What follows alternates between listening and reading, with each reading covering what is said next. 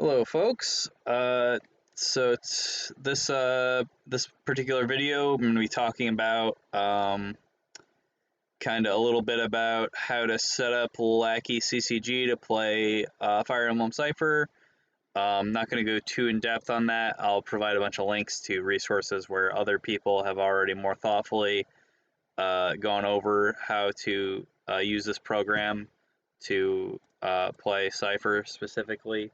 And then me and Jordan are going to talk about deck building, and I'm going to build a deck live on the air here. We're going to try and build Byleth F, aka Byleth. I'm going to try and build a deck with her as the main character, and we'll see how that goes. Anyway, so the most important thing you're going to have to do after you download and install Lackey is set up the plugin, because this program theoretically can play a lot of different things, and we're looking specifically for the Cipher plugin. Again, I'll provide links to walk through how to set this up, but you're going to want to make sure the most important thing being that you have the URL for auto updates, and that you check this box so that the plugin updates every time you launch it. Otherwise, you can end up like I did a few nights ago, where Jordan and I could not see the same cards because my plugin was the wrong version, so it was showing all of his cards as random different cards, and my cards looked to him to be indexed wrong as well. Yeah, it wasn't really fair when you started with a masterclass SR that wasn't in your colors. Yeah, yours was at least actually another green card, but it was a Soren. I think it was a 2-cost Soren too, so that wasn't really like ideal. So let's, I guess, talk about the deck editor, because that's where we're going to be working, and then we can get building on a deck. The deck editor for Cipher is, for in Lackey, is pretty good, actually. You can look by name, you can search for text, like you can filter. It basically functions like a self-contained database for all the cards. It's actually probably the best way we have at our disposal to like sort through cards if you're looking for like skill effects and that type of thing. Yeah, as far as I know, it's the only way to search by text effect in English, anyway. Yeah, it's basically like a gatherer for Cipher at this point. So let's say, I'm gonna build the Byleth F deck. Super cool. I'm going to I'm just gonna save it because I have a bad tendency to go onto other tabs and then you don't have a deck anymore. So the first thing I'm gonna do, I'm not gonna get too complicated with how I'm searching for my main character. So for those who don't know, every deck has a main character. You start with them in play. They have to be a 1-cost unit. Otherwise, it can be anyone, although there are certainly, based on the quality of the promotes of different characters and how many characters or how many versions of that character there are, different characters are better suited to be main characters than others. Like a unit that only has two versions is kind of a tough sell for a main character. I've done it a couple times with a favorite character of mine. Like my first deck was with Raven, and there's only 2 versions of him, a 1-cost and a single promoted version, and that's pretty tough to make work. So generally speaking, you want to have a character who has a few different versions, one that gives you more copies of that character in the deck, which is really important because you want to have extra copies to discard to evade, and also to discard to crit possibly, and you also just want to make sure that you draw promoted versions of that character so that they're not stuck as their 1-cost while you get wailed on by your opponent, which is a thing that can happen, and it is not good. So let's look at 1-cost versions of Byleth female. I think there's just the one, right? Oh, there's 2. I believe so. I think There's one's a promo or something. Well, there's the Oh yeah, there's 18. Yeah, there's this the one, and then base there's the 18. starter one, I think. Yeah, there's the starter and one from nine.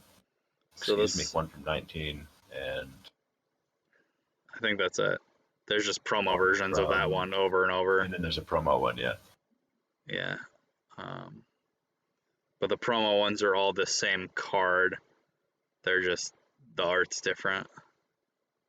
So pick the prettiest one.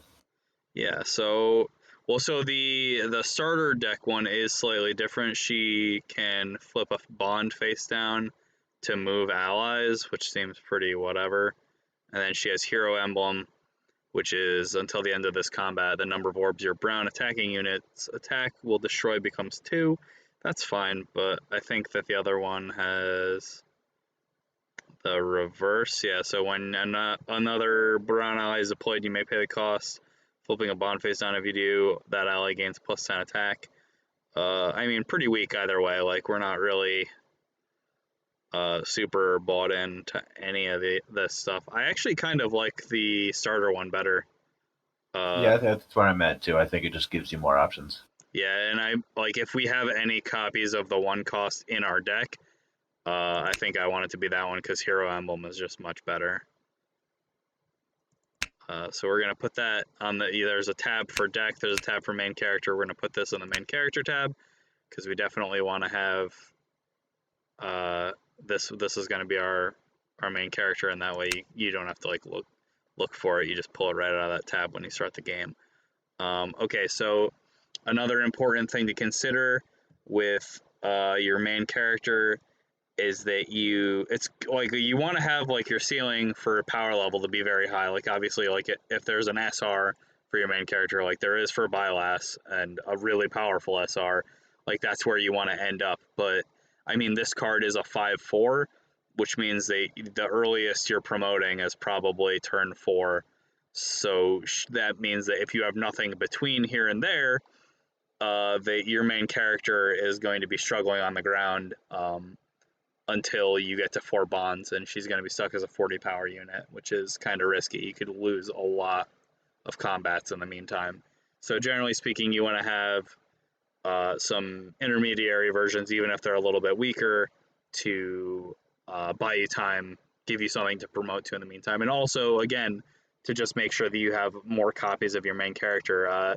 Jordan, like, what is your like target usually for copies of your MC in your deck? Because mine is pretty Uh, high. Usually, I'm usually content with around like 7 promoted forms, and then usually just 2 of the one costs usually have the emblems that I care about for support. Yeah, Uh, that's true. Yeah, mostly emblem support skills tend to be on one cost units in general, so that's typically why you include them in the deck. Like they're just right. there as emblems for supports or for bonding or for discarding. I tend to go a bit higher, like um, as I'm sure you've observed in our games, but like I tend to go closer to like I mean I guess that what you just described is like 9 copies of your main character in your deck, which is relatively consistent with what I do, but sometimes my decks have even more copies than that. Like I think like if we just look like here, I'll save this and let's just look at Lucina has uh 1, 2, 3, 4, 5, 6, 7, 8, 9, 10, 11, 12, 13, 14 copies of Lucina in the deck, not including the main character, and also she can change into these 3 Marths. Um, Yeah, I certainly play it more risky, but my decks tend to focus more about like deploying more supporting units to get some sort of on-field synergy going on. yeah, and I mean Yes. that is sort of something that I wanted to talk about too is like how much emphasis you put on your main character carrying the deck can vary as well because like obviously like Lucina is the point of that deck just like Alphonse is the point of my Alphonse deck, so I have 9 copies of him in the deck and then the main character. And I think something very similar for Sharina. It's, I think, 11 copies of Sharina because we like really want to get there on that. Right. But yeah, sometimes like I think the Lin deck is playing fewer Lins. We're like 10, still 10. Like I think that tends to be where I like to be. Just because I'm always afraid of not having a copy of my main character in my opener. Right. And my decks do, I guess, tend to lean on the main character pretty heavily. So we have some options for. So let's look at like I think the main character SR version of Byleth, instant 4 copy, no questions Yeah, about it. absolutely. This card is insane, so we're just Yep. on 4 copies of it. You want to read what it does so you know what you're building towards? Yeah, so in this case, our Byleth, choose up to 2 cards with a deployment cost of 2 or lower from your hand and deploy them. Reveal the 5 topmost cards of your deck. From the revealed cards, choose up to 1 non-Byleth female card. Stack the chosen card on top of an ally with the same unit name as that card to class change them and send the remaining to the retreat area. So she can deploy cheap units with her first ability, and then with her second ability, she can dig 5 cards deep to try and find a promoted version of a card that you put into play already, and class change that character immediately, which is And class changing draws a card, so it's even yes, card advantage in addition to free stuff. yeah, exactly. So you're deploying 2 cards for free if they're cheap versions of cards. They're 1 or 2 costs, and we'll maybe explore what sorts of 2 cost units we have at our disposal in Brown. But then on top of that, you're promoting and drawing cards, so pretty great, and we'll keep that in mind as we're building the deck. The starter Byleth is a 4/3, and then there's, I want to say, 3/3/2 versions, 2 of which are assassins, which is interesting. Yeah, I'm looking at the mercenary one right now. It flip 1 bond whenever another brown ally is deployed. If you do, both that ally and this unit gain 10 attack for the end of until the end of the turn.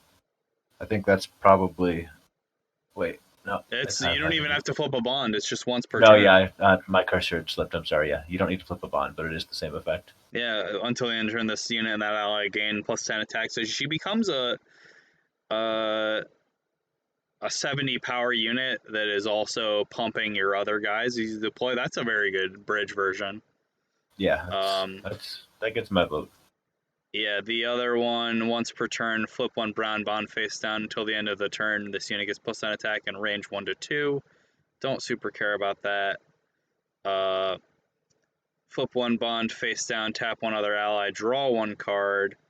That's kind of expensive and really defensive for Sword Lord. The starter 4/3, until the end of the turn, this unit acquires range 1 to 2 by flipping a bond face down, or auto, when this unit's attack ends, you may choose 1 other ally and move them. Not terrible, and she's a 73/4, but also not impressive. So my tendency tends to be, like you said, this 3/2 version. I think honestly I put like 3 or 4 copies of this in the deck, and then probably a couple copies of that the assassin one. The young mercenary one I was thinking with Hero Emblem. Oh, okay, I got you. So we're 4, 8, and then probably 10, and then main character. Like that looks pretty good to me. So we have a 3/2. We have the powerful, our target finisher version, and then this for Hero Emblem and extra discards or whatever. The assassin one's pretty good. I guess like it depends on how aggressive we want to be, because instead of putting the other 1 cost in, we could just put promoted forms in. Thoughts? I think this deck is really going to want to focus, like, if you want to prioritize Byleth, the SR one, you can't have too many of her because there's a lot of options, like a lot of opportunity for you to whiff. Right. So I think if you cut down on the hero emblems and just focus on giving her bridge promotions, you'll give yourself more longevity in the long run. Yeah, that seems probably true. So, because I think the idea is to win with like overwhelming advantage and right, surprise insane cards. that makes sense. I think I like the normal version better than the promo one.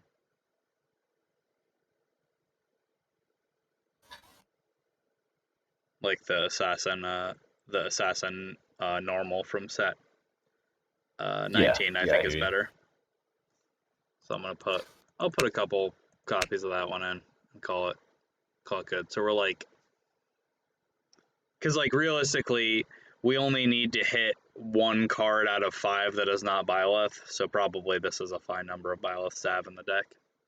Yeah, that makes sense. It isn't it's not like an effect where it's like reveal 5 cards and any that aren't Byleth you deploy. Like we just need to make sure every time we activate the ability that one card is not her. Yep. So that should do it. Okay, so we're like feeling pretty good about that. I'm gonna save that. So that's kind of where I like to start deck building, is to decide which copies of the main character I have and how many of them, because that tells me how much space I have left in the deck. So this is 11 cards, so we have 39 more cards we can put in the deck. 50 cards is our target. Realistically, that means we're talking about like 6 or 7 other characters, probably. Yeah, I know when I like theory crafted this deck, I focused a lot on the House Lords because all of them have insanely strong cards. Yeah, that was the way I was going to lean for sure, because they're all bonkers. And I'm sure there's stuff you can do, like if you wanted to split colors and stuff, but I assume you want to keep this like a 3 houses team Yeah, deck. certainly for the purposes of a video, I think it's also better to probably not go too insane. Yep. Plus, if I have my way, it's just going to turn into a green deck with Byleth as the head. And right. All right, so we are looking for cost 2.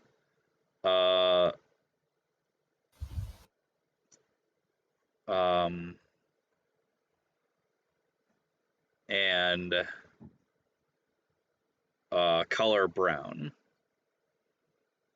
which unfortunately has given us a lot of the 3/2s, but we can sift those out. So we're looking at Sothis is cost 2. That's actually a pretty sweet card to hit off of to deploy off Byleth's ability. yeah, it is. When an ally's attack fails to destroy an enemy, you may untap that ally. Send this card to the boundless area from your hand. If your brown main character does not possess Divine Pulse, then until the end of the game that MC acquires Divine Pulse, the skill is only usable if you have 5 or more bond cards. And Divine Pulse is the name of the first skill. Yeah, is the first skill. Yeah, when an ally attack fails to destroy an enemy, you may untap that ally. This card is really, really crazy. Yeah, it's very good. As a support card, I'm pretty inclined to put this into the deck. Particularly because with Byleth's last ability, you can deploy her for free. Right. I Or honestly don't know if you want 4 of it in the deck. It depends on like where the options are for the things that let you win the game, as opposed to the supporting cards. yeah, I think my I don't know where starting the point is density 2 of ends up. them. Like I think I start with 2 in the deck. Like Makes sense. it definitely goes in, but I don't know how many copies. But we'll start with 2 and we'll go from there. Another card I would advise you to put in is the rare Mercedes. Yes. She lets you flip 1 bond and discard her to bring a 3-cost or lower unit from your retreat area to your hand, which is just very good. Also, she's a cleric, so she's got 20 support, which Yeah. I'm pretty sure everything in this deck is going to end up having. Certainly most things. We might be able to. We'll try and squeeze some flyers in, and I think that's another thing that we'll get to that you want to consider is that there is, generally speaking, unless you want to get kind of hosed on supports, you want to make sure some number of cards in your deck are flyers, because while they tend to have lower strength overall, they have the best unconditional support value. Generally speaking, all flyers have a support value of 30, which means that you just have a reasonable chance to like hit a 30 support card on attack or defense, and that's usually pretty important to have some number of those. So let's look at other 2 costs while we're just trolling around here. Marianne has a 2 cost.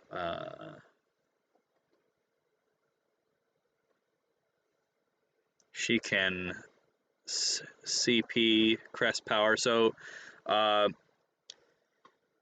the brown mechanic is crest power, which is a new thing kind of to Cipher in general, the style of play where you can discard a card as an action to get an effect, like you would play a sorcery or something in Magic.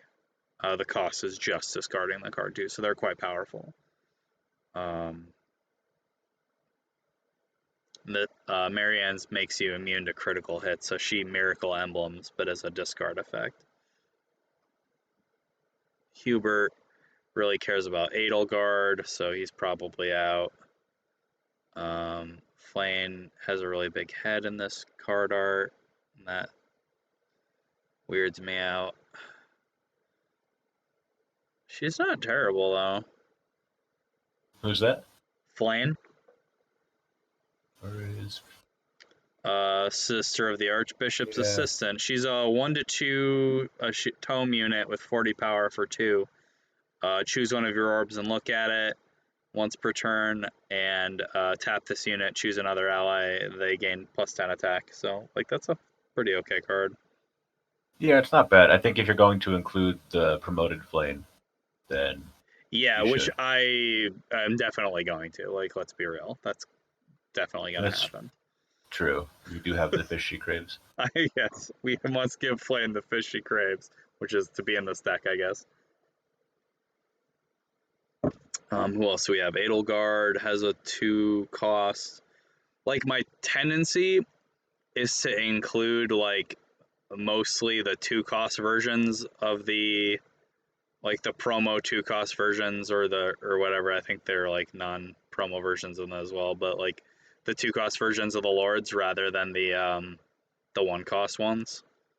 But yeah, I was going to suggest that.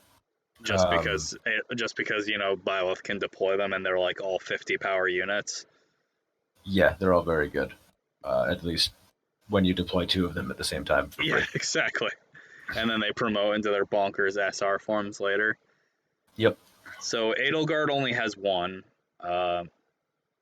which is auto. At the start of your turn, you may choose up to 2 allies in the back line and move them.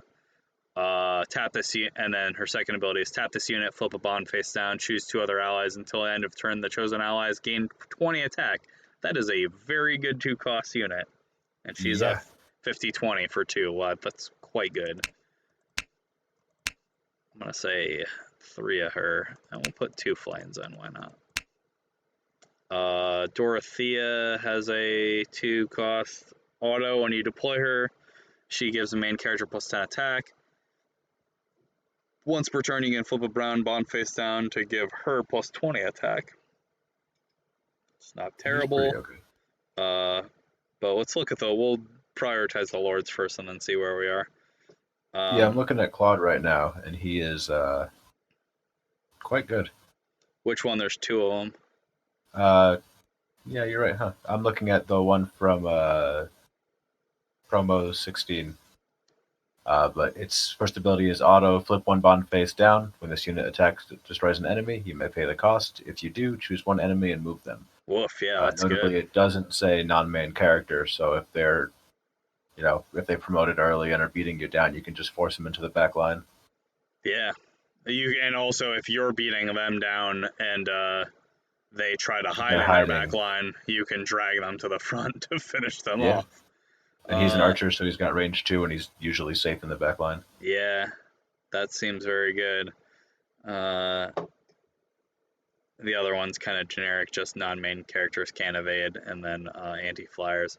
For those unfamiliar with Fire Emblem, bow units deal bonus damage to flyers, and that translates directly onto every archer unit in this card game. So they all get plus 30 power pretty much when they're attacking flyers. So yeah, we're definitely in the market for this Claude. So then we got Bernie, 2-cost Bernie. Auto when this unit's attack ends. If this unit has not been leveled up, it goes back to your hand. Once per turn, flip a bond face down. Until the end of the turn, this unit gains plus 20 attack and loses. I'll go straight back to my room. I love Bernadetta. This is not a good card. We're not putting it in our deck. Nope. It's very funny, but not especially good. It's like, yeah, if you flip a bond, she gets power 60 and you can keep her on the field. Yep. This unit's, so then we have Ash. His attack can't be evaded by non-main character enemies. Deployment cost of 2 or lower. Snooze. Flip 1 bond face down. He gets plus 20 attack. No thanks. Annette has a 2-cost. Flip 1 bond face down. When this unit's attack destroys an enemy with deployment cost of 2 or lower, may pay the cost if you do draw a card. That's not terrible, but you know we can probably do better. It's good for select occasions, but I don't think it's relevant enough. So Dimitri has 2 also promo 2-cost versions. The first one, Core Piercing Lance, auto ability. When you deploy this unit until the end of the turn, the number of orbs that this unit's attacked will destroy becomes 2. I like that very much.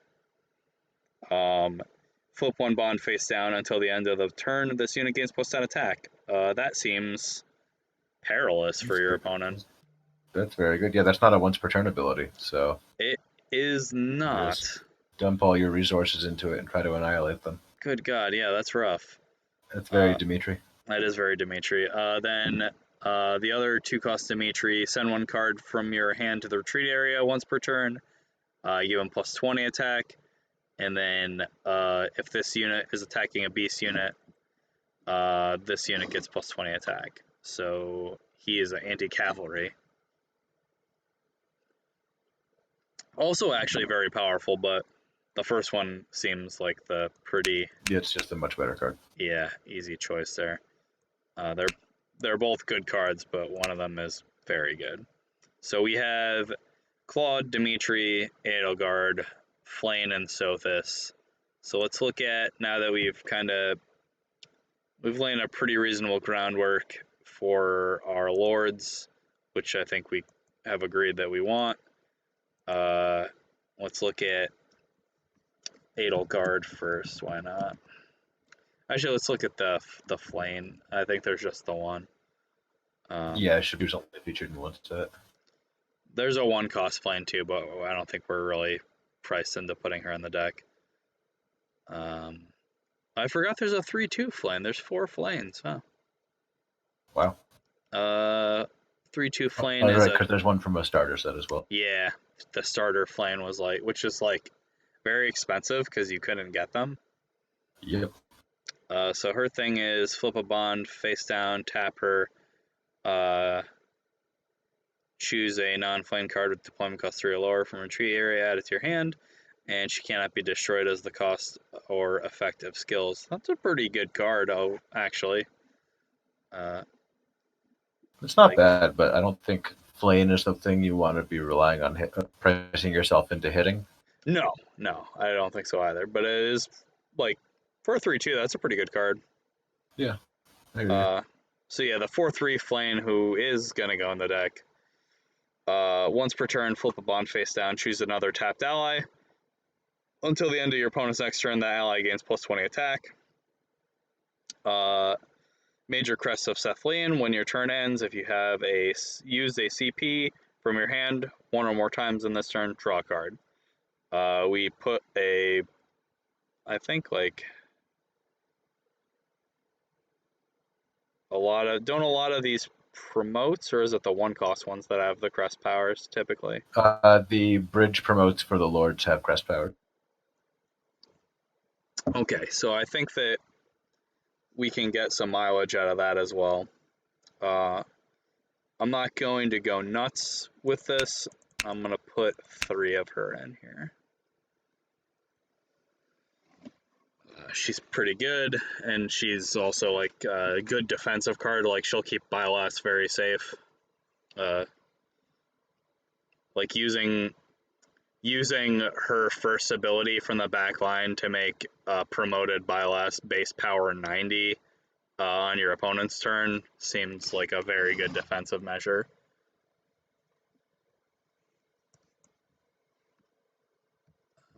Let's look at Dimitri.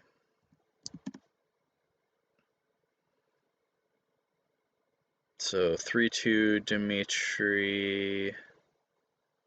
Where are you? Here we go. There's a CP one I'm looking for. So he's a 60-20.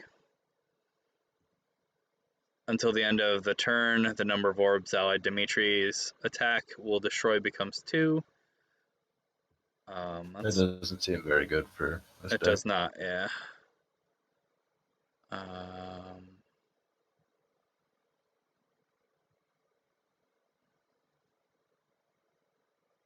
However, the 3-2 Paladin from set 19 does seem worth including. Yeah, that's the one I'm looking at right now. He is very good. When this unit's attack ends, auto, if the defending unit was your opponent's main character, you can choose an ally and move them. Tap this unit, flip 1 bond face down, choose 1 non-main character enemy with deployment cost 5 or higher, and destroy them. That is nothing to sneeze at, especially on a 3-2. Again, who's a 70 power. Like, 70 power 3-2 is by itself just pretty good. Realistically, the promote cost doesn't matter very much, but I think you can easily play that just as a good card, like 3 of them probably. Yeah, I think so. The 5-4 Dimitri, I don't know if we play 4 copies of him, but he is very, very powerful. I mean, how many cards are you at right now? We're at 29 cards. Or 30 cards. We have 20 cards left on the deck. Okay. If that's the case, I think you can safely go with 4 of them. Yeah, I think so as well. Like, I think that it's likely that we play fewer of the SR Claude and Edelgard. I think that the Dimitri is the most powerful one. I think you'll be surprised by Edelgard when you get to. Yeah, Edelgard's pretty insane too. That's true. I guess I'm really just dunking on Claude here. Claude's a really interesting card, certainly. But his raw power level is not on the same level as Edelgard or Dimitri. So Edelgards that we have. This is the one we want, right? The promo that's like her in a pretty blouse laying on her bed or something. I don't know. Yeah, that's the most raw combat power, I think. Well, your opponent will be too distracted staring at it to pay attention to what they're doing. That's true. And we should also put 4 copies of Edelbutt in the deck as well. God, there's just a grievous arrangement of Edelgards in here. So the 3-2 CP Edelgard, send this card from your hand to the retreat area. If you have an allied Edelgard, move your opponent's main character. That's pretty narrow.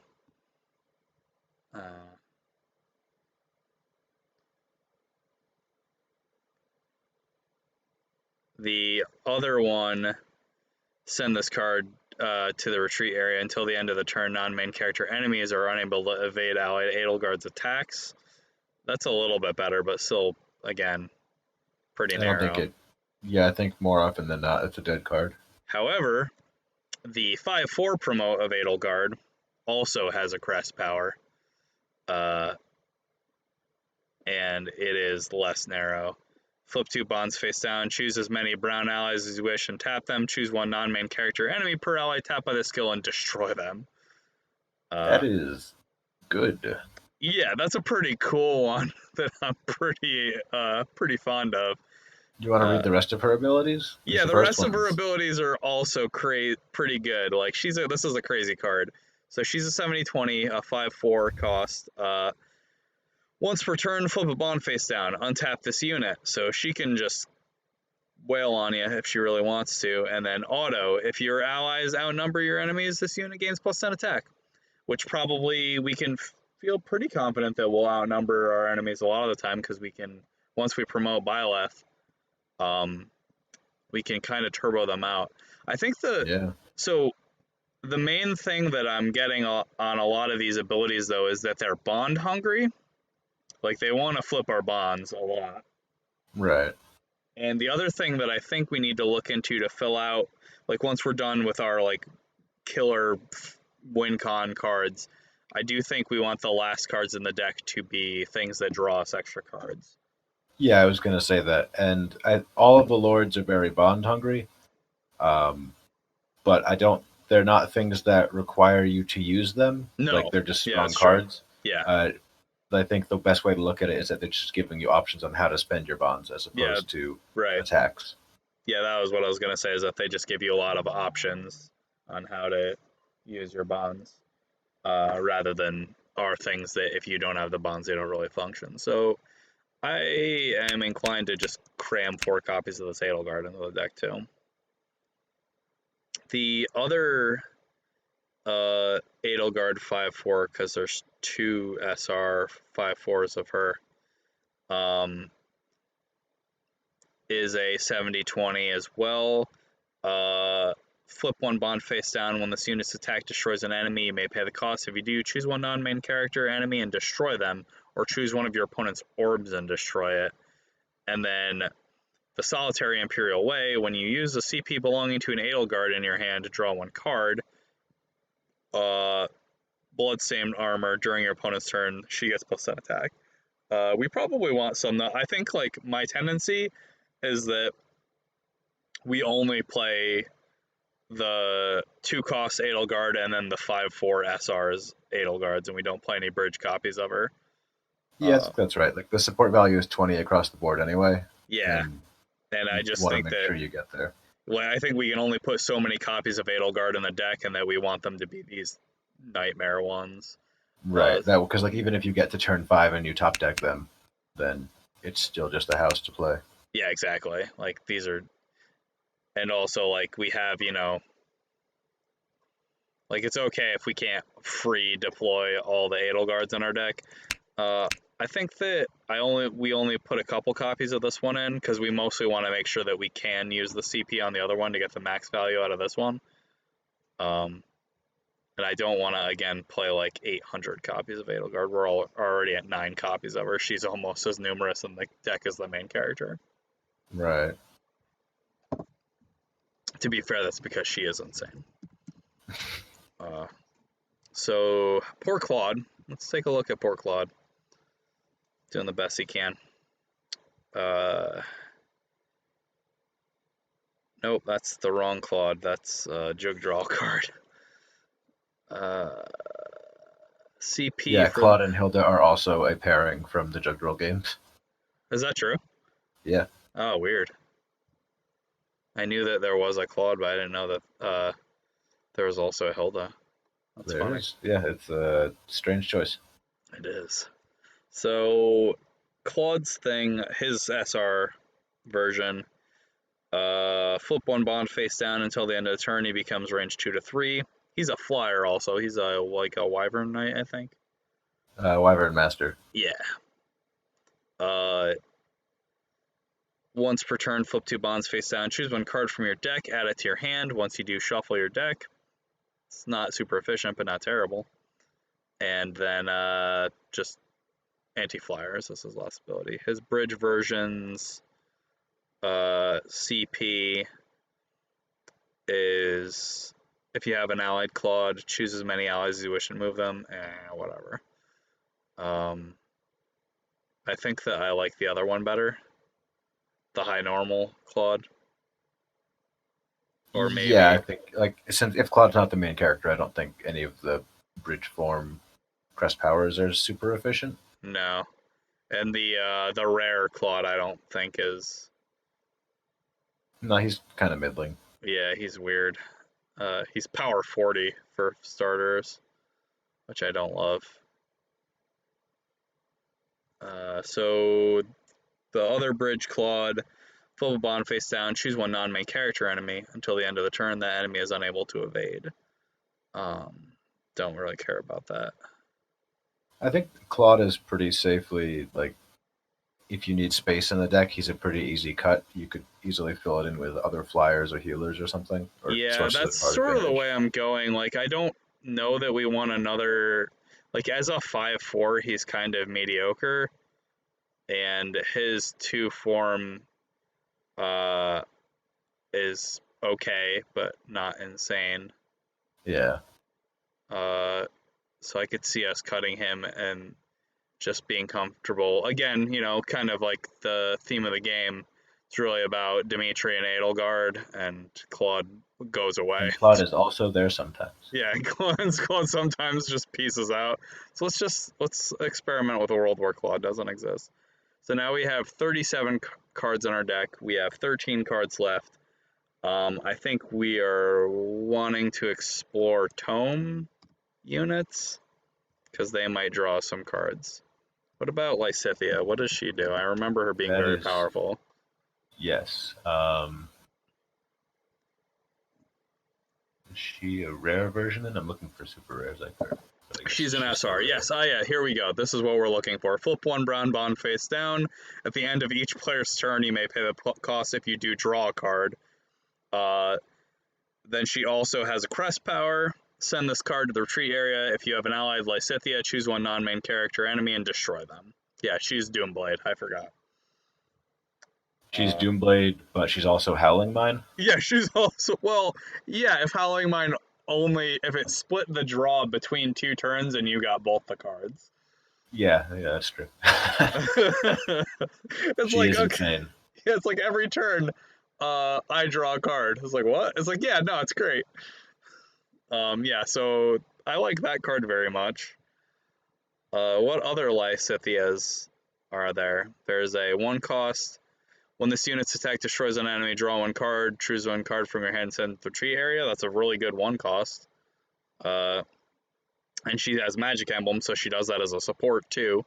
And then her 3/2 version is each time you use a crest power from your hand until the end of the turn, this unit gains +20 attack.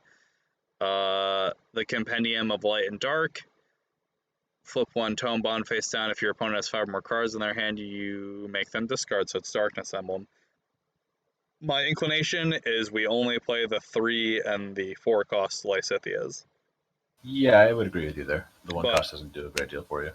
But I'm inclined to play quite a few of them because they're very good. Yeah, you want to hit them. That is the number I think I want. 4 of the SRs and then 3 of the high normal. Like having the high normal in play, and then playing the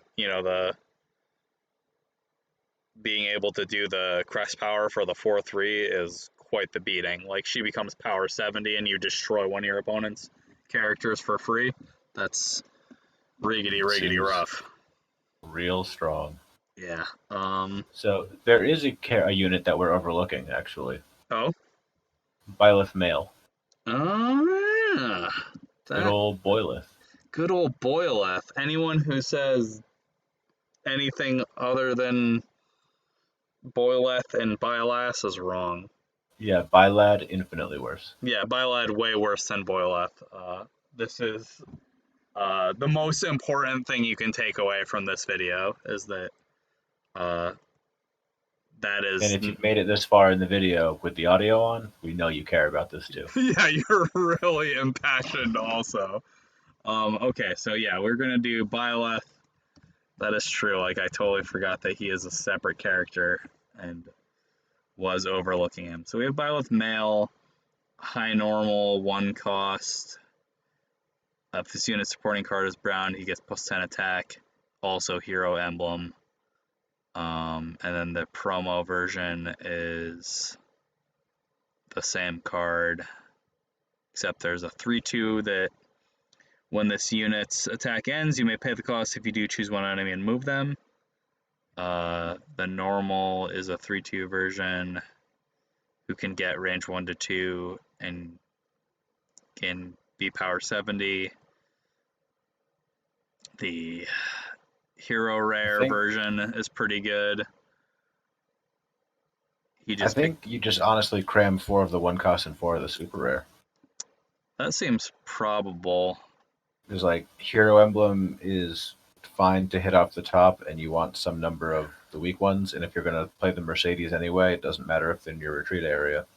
That is true. And the super rare has a crest power that lets you just discard it until the end of your opponent's next turn. Or you choose an ally, and that unit gets plus 30 power. Yeah, he seems crazy, you're right. So like, it's also just insanely defensive if you're on the back foot. His other 2 abilities are if he's on the front line, other allies gain plus 10 to attack, and flip 1 bond. Until this unit leaves the battlefield, he acquires range 1 to 2. Yeah, which I love that. It's like, do this once. If he's your main character, he's just range 1 to 2 forever. Yeah, that's pretty good. We are running out of deck space, though. Only have How many cards do you have left? 2. Hmm. After I put 4 Byleth in the deck. Get it? It's a joke. It's Byleth. Don't say Byleth, guys. It's Byleth. He's right. You should listen to him. He's an internet person now. Yes, I now speak with all the authority and power of the internet. My videos have collectively gotten like 10 views, and only a couple of them were Jordan. Hi. Yeah, so we might just have to skim the 1 costs because I do want to try and still fit Mercedes into this deck. Yeah, well, luckily Mercedes, I think you just need the rare one. Yeah. Yeah. So like having healers is fine, but yeah, so her rare card is a 4/3. Once per turn, flip 2 bonds face down, draw a card until the end of the turn. This unit gets plus 20 attack. And crest power, flip 1 bond face down, send this card to retreat area, choose a card with deployment cost 3 or lower from your retreat area, add it to your hand. Given the number of 2 cost cards that we've put and 3 2s that we put into this deck, this card hits many, many, many other cards in our deck. My tendency is to put 2 copies of Mercedes into the deck and call it done. So like Byleth's first ability can hit 1, 2, 3, 4, 5, 6, 7, 8, 9, 10 cards in our deck. So 1/5 of our deck is hit by it. Her second ability can hit almost all of the promoted versions of those cards. And also like the promoted Lysithias and stuff.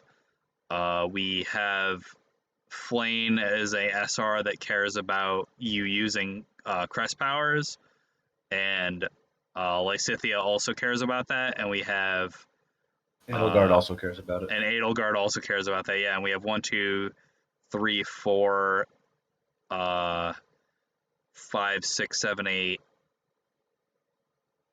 9, 10, 11, 12, 13, 14, 15, 16 cards with crest powers on them, so that seems very solid. Yeah, I think this deck is pretty good as is. I might tweak some of the numbers as I tested it out, but this gives you kind of a good idea about how you want to build a deck. We didn't really put flyers into this deck, but our support base is so consistently 20, and our cards are of such generically high base power that I don't think it's that big of a deal. And like mathematically it's not true, but there is something to be said deck building wise for always knowing what your support value is. Yes, that's true. Like, it is a lot easier to sort of plan your attacks and stuff when you know that whatever you hit on the top of your deck is going to be 20 power. And that's like, I think only the 3/2 Dimitri in our deck has support of 10. Every other card in the deck is support 20.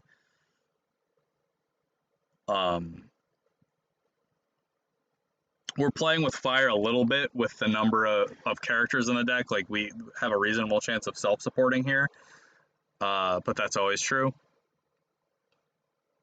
I also think the flyer selection in brown is kind of medium. Yeah, it's almost exclusively Claude, Ingrid, and I think there's a Petra that's a flyer as well. Yeah, a Seteth, right? Oh yeah, Seth is also a super rare flyer. He's a very strong card, but I without think other he's versions of him, he's probably really the good. best flyer in the, like, Ingrid maybe? Uh, The SR Ingrid's pretty good too.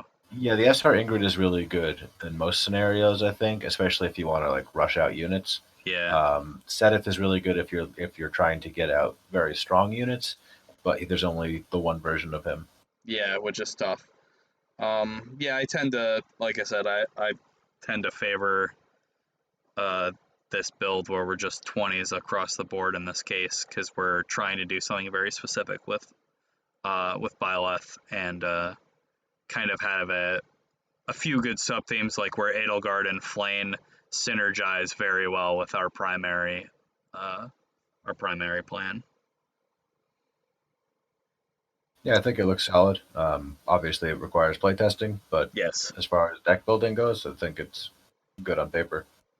Yep, and that's kind of what you're looking at for when you're, starting to build a deck. Again, like you want to make sure you have like fundamentals to review. You want to make sure you have enough copies of your main character. You want to make sure that you have a reasonable amount of card advantage, and you want to build around your main character's promoted forms abilities. How much so depends on how powerful the main character's abilities are and how deep you want to go on the main character in terms of them being the theme of your deck. Sometimes maybe the theme of your deck is just having a bunch of powerful characters in those colors. Um, and then, like in a lot of decks, you want to also make sure you have a reasonable spread of support values or support abilities. Like frequently, flyers are just an easy shorthand for that. I think that about covers it.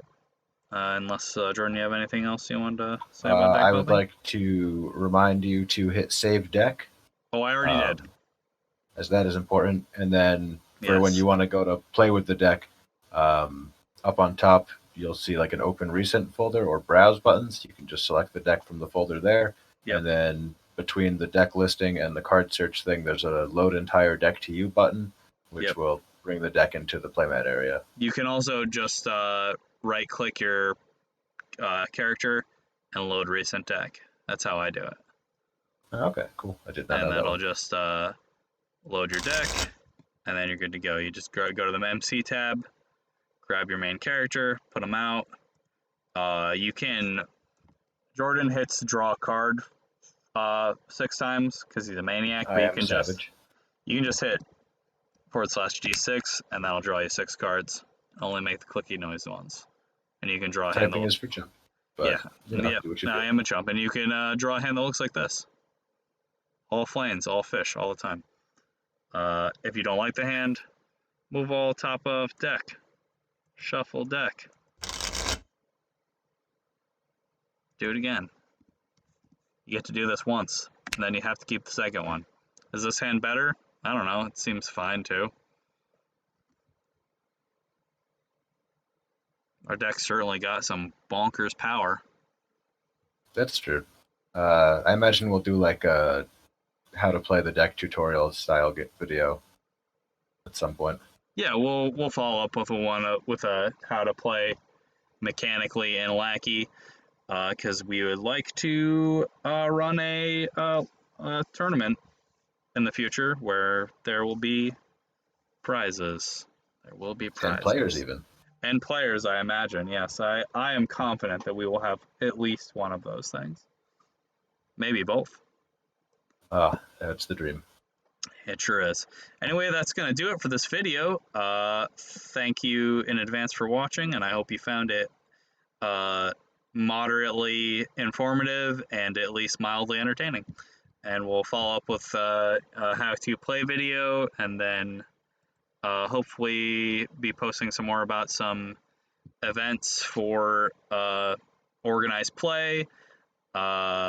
And certainly on Monday, Jordan and I will stream some more games, and I think I'm actually going to try and play with this deck. And I'll play something green.